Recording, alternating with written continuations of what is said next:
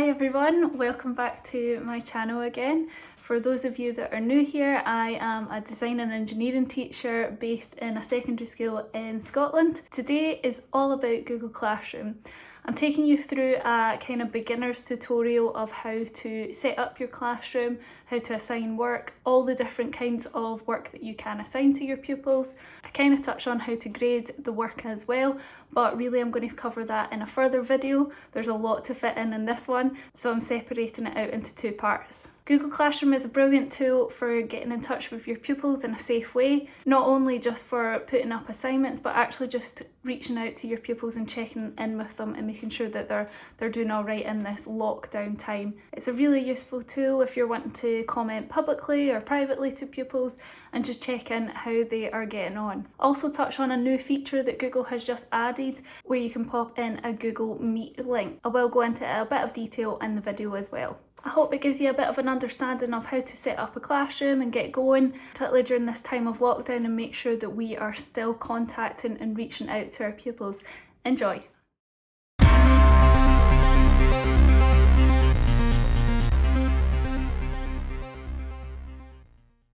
Okay, so if this is the first time you're opening the Classroom app, it will usually ask you to sign in.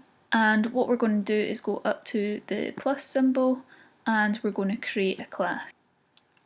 Okay, so I'm going to put in the class name.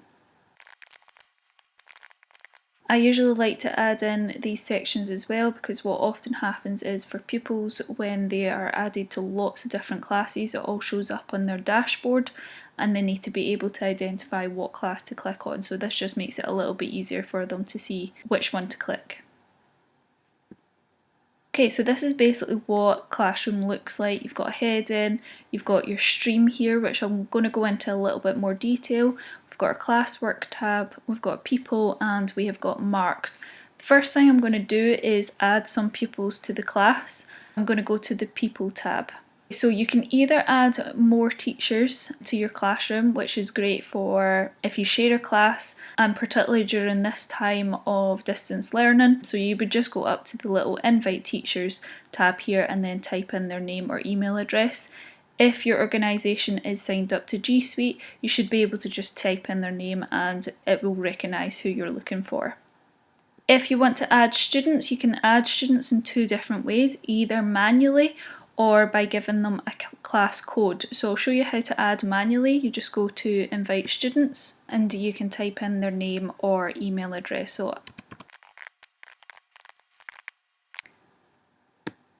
And what you can do is you can actually add several students all at the one time.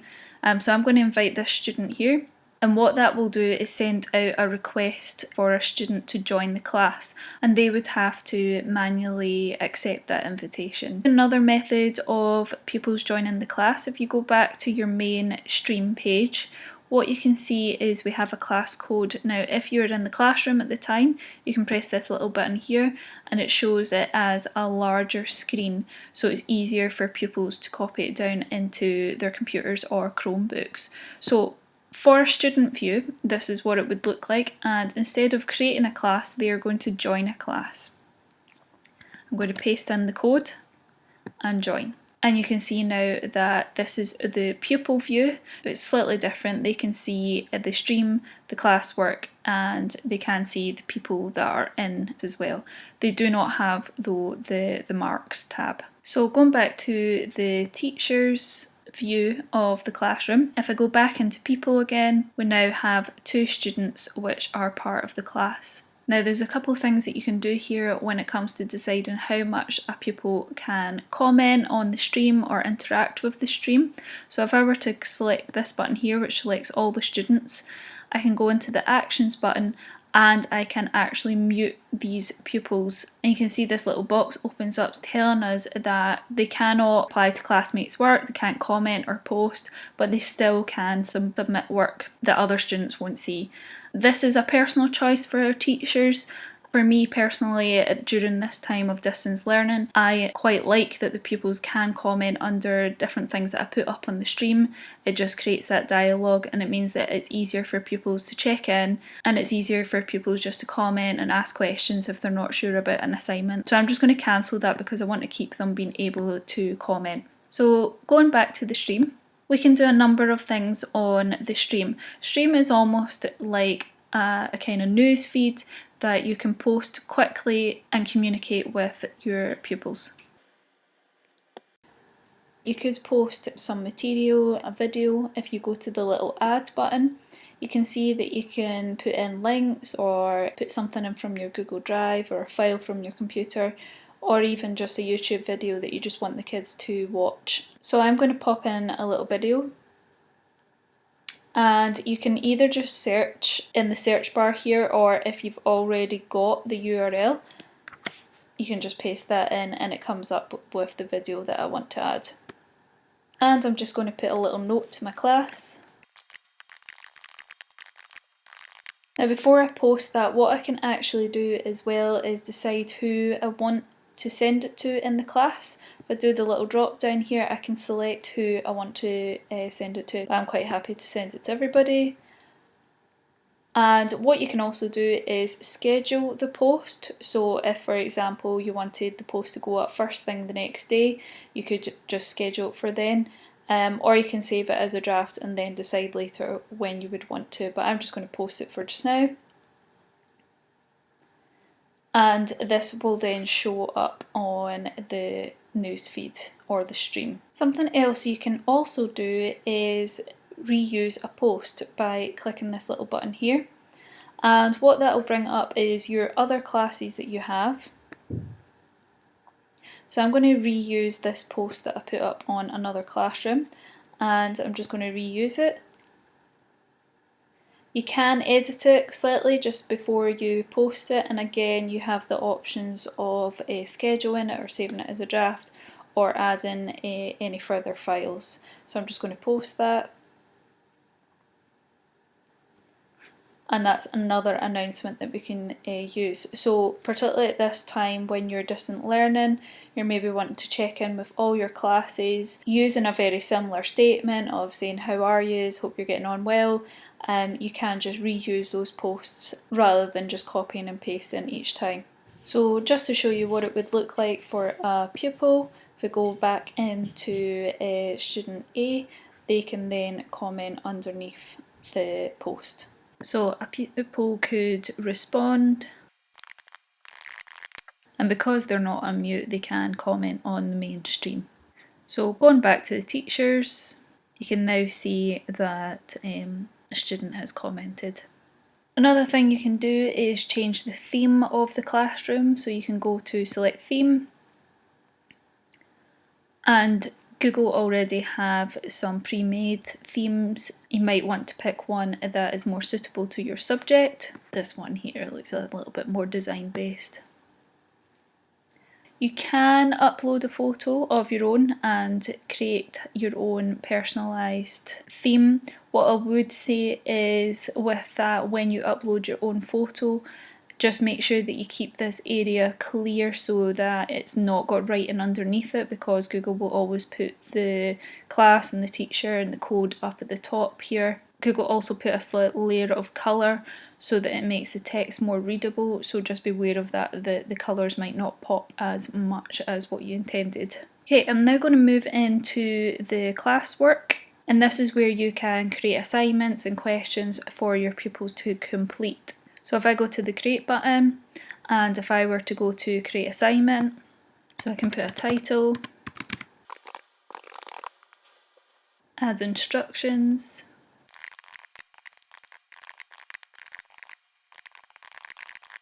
and what I can do is add a file. Now the document that I'm going to use is in my Google Drive, but you can upload from your computer, but I'm going to go into the Google Drive. And for me, I've got this in my recent files that I have opened up, but if you were looking for something in particular, you could just go to your Google Drive and find it through that way. So I'm going to select that. Now what we have are a few options before we assign this task. If you go to the little drop down here, we've got different options of how the pupils will get this file. First one is obviously that students can view the file. Now they can make a copy of that file for them to edit, but the problem with that is that you cannot then see them editing it as they do that.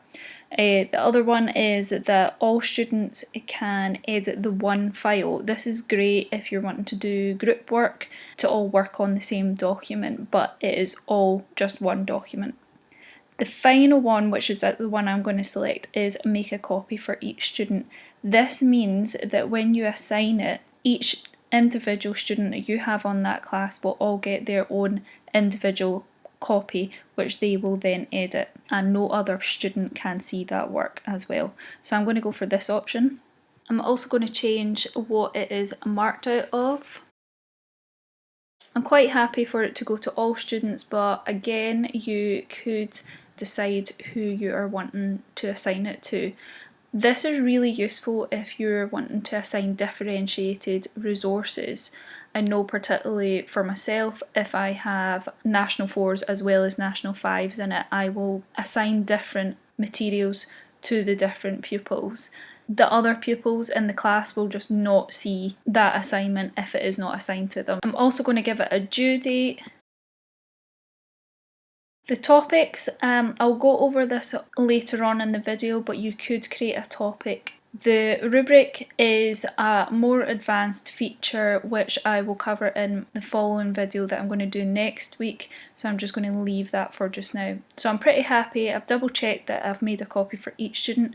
One thing to note is if you have not selected that and then you assign it to the pupils, you cannot just go back in and edit that assignment and change it to that. For some reason, Google have removed the option for you to just edit it and make a copy for each student, so you would have to reload the assignment and do the assignment again and just delete the old one. So just be aware of that. And again, we've got the options to schedule or make a draft, but I'm just going to assign that. And now this will show up in the classwork as a task. Once this assignment is with the pupils, if you are to click on that as your teacher view, you will see that it has been assigned to 2 and none of them have been handed in yet. So if I go to view assignment, there's 2 tabs at the top here. We've got the initial instructions. This is what Near Enough looks like for our pupils. And we have the student work. What that then shows you over in this section here is all the individual students' assignments. So you can go into those and you can see their assignment. If they're working on it at the time, you will be able to see them live editing that. And this is where you would also mark.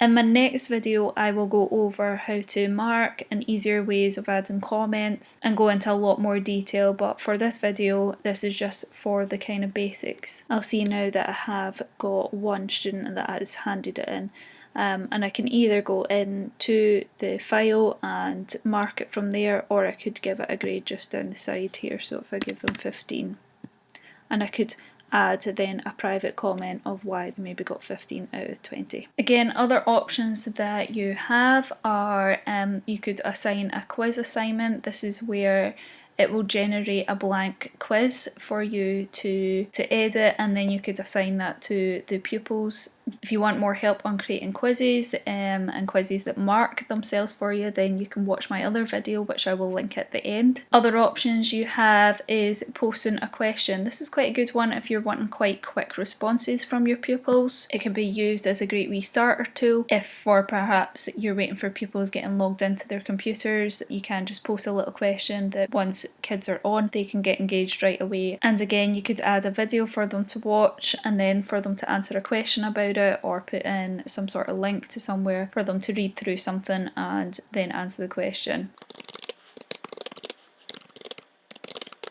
Got the option of either just having a short answer that pupils can answer, or we can go for a multiple choice.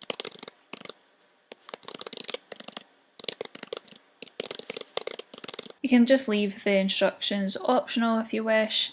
We'll make it out of just one, and I'm going to leave this tick that students will be able to see what everybody else, like summary wise, of what they voted as.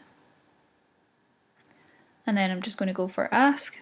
If I go back to my stream, if I open that up, you will then be taken in to see what the students responded with. So going back to the class, and finally the last couple of things that you can do is you can add material. This is good for if you just want to post some information like notes or a course outline that you want to just always be there. Again, you can reuse a post, so particularly if you have got classes from last year, maybe you're teaching the same subject at the same level and you have archived a class, I always suggest archiving rather than deleting a class, because you can then go back and reuse posts that you've used in the previous year.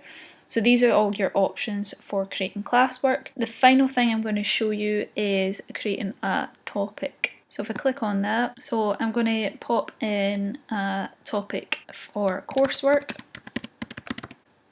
and you'll see that a topic has appeared below the classwork here. I'm going to create a couple of topics. Okay, now you can see I've got a couple of topics. You can just click and drag the particular assignment into the relevant topic. So I'm going to grab this one into coursework. I'm going to take this one and pop it into revision. Again, you don't really have to do this, I just find it very useful to keep things organised, particularly when it comes to the end of the year. If you've got certain resources that you just want the kids to focus on for their revision for their exam, I find it quite useful. Other features that we have in the classwork tab is the calendar for the classroom. If we click on that, it shows you the overview of when things are due. So if I were to skip to next week, you will see that the assignment for the product evaluation is due on this date. You can also see down the side here, this at the minute is showing me all of my calendars, but you can untick that to just see one class. So closing that, you've also got your class drive folder. Obviously, the more assignments that you create and post more material, the more that this will start to fill up, and this is within your drive. Within automatically, Google Classroom creates a classroom folder and divides it up into all your different classes, so you will always be able to find your materials that you have posted for that class, and this is shared with the class obviously, so they will be able to access that particular drive. Going back to the classroom again, another option we have is the marks tab. So what this does, the more assignments that you add, the more this will grow, but it gives you an overview of how pupils are performing in each assignment that you have given them. So you can see that nothing's been handed in yet on this classroom, but as things are marked, this will then start to show, and you can also edit the marks all at once in the one place. Again, in my next video, I'm going to go into looking at grading assignments and different ways that you can do that to make it a little bit easier, and I will go into this particular area in a bit more detail. I'm now going to go into settings. Got a few different options. You can change the class code, you can reset it, particularly if pupils are struggling with the combination of numbers and letters to see, or you just want to make sure that no one else can access it. You can change how much pupils can interact with the classroom, so you can change it to only teachers can post or comment. You can also switch on guardian summaries. Now, if a pupil's guardian has signed up, they will get summaries of assignments due, and I think they also get marks once something has been marked. So it's really up to you and your school whether you are switching this on or not. It might be useful at this time of lockdown and schools not being open that guardians are also involved in seeing what is being posted to their kids. This actually is a brand new feature that Google has just added, I think, in the last couple of weeks, and they have created a link into Google Meet. Google Meet is a kind of chat. You can either choose to do it through video or just by live live chat. I'm going to show you what that might look like. Again, it is totally down to what you and your school are deciding to do with this. Make sure that you check with your senior leadership team whether you are willing to do this type of interaction with pupils at this time. I will also link a video below which shows you it working. I have not personally used this yet, so it's obviously better to hear from somebody that has used it. So I will put the link below in the description. But if you did want to use this, then you generate a link. And then I'm going to swipe this over to make it visible to pupils. So if you were to go back, if I were to save that, if you were to go back to the main page, you'll see now at the top there is a Meet link for a video chat. So if I were to click that, it will ask you whether you want the computer to access your microphone and camera. So I'm going to just press allow. And you can see that it's starting to fill. Going back in, what I would always suggest is that you're always the last person on the Meet when you're using pupils. But I would always then go back into your settings and make sure that you close that off so that pupils can't see, and maybe just reset the link just in case that they can then copy that link and then still get into the video chat. But again, all the details about this are in the link below. And you can obviously edit the kind of marking calculation system, so you could do like total points weighted by category depending on how your subject weights different components. So back to the stream. Now obviously I just like updated the settings within just this classroom, but if I go over to the three little lines that looks like a burger, if I go into my settings here, I have more control over notifications and how I receive notifications about the classroom. This is probably worth considering at this stage in lockdown. I was finding at the beginning of distance learning I was maybe missing a couple of things that pupils were commenting, and it was just because I'd missed this little tab down here. So just make sure that you switch on the classrooms that you want to be getting notifications from and make sure that they're all toggled. I hope you enjoyed the video, I hope it was helpful and you're able to get started with setting up your own classroom and getting going with it. Please remember to subscribe to my channel. This will then allow you to see when I put up my next video, which is going into Google Classroom a wee bit more, and it's almost like an advanced tutorial. I will go into a bit more detail about marking and making things a little bit easier and how to organise the classroom that little bit better as well. Hope you have a good week. See you next week.